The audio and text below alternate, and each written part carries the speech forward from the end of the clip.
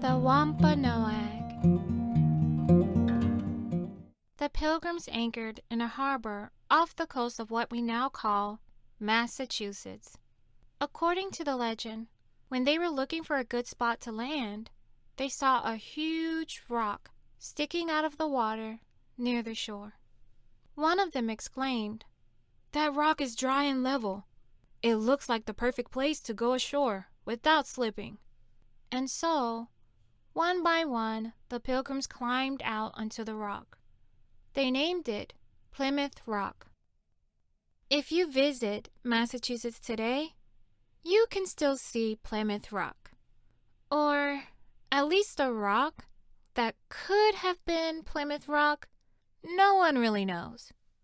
What we do know is that when the Pilgrims first landed in America, they slept aboard the Mayflower until they could decide on the best place to start their colony. After exploring for days, they found an acceptable site. Once they were all ashore, the first thing they did was to get down on their knees. "Let us raise a prayer to thank God for arriving safely in our new home," they said. Of course, it was not really a home yet.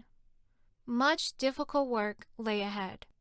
They gathered supplies from the Mayflower, and braving cold November winds, they set about clearing the land. They rushed to build log homes before the snows of winter came, and they decided upon a name for their new settlement. They named it Plymouth Colony. One day, as the Pilgrims were working in their new colony, two strangers stepped out from the forest. They stopped what they were doing and stared, fascinated by what they saw. The men did not look at all like them, and at first, the Pilgrims were alarmed by their appearance. The settlers stood quietly as the men came closer and closer. "They must be the natives," they thought to themselves. Were they friends or enemies? They weren't too sure. Then, one of the strangers smiled. Suddenly, the sense of danger was gone. One of the men introduced himself as Samoset, and he told the colonists that he was a member of the Wampanoag, tribe of Native Americans. A few days later, Samoset reappeared with the man who would turn out to be the Pilgrims' greatest friend. "I am Tisquantum," he told them. "I am of the Wampanoag people, and I have come to help you."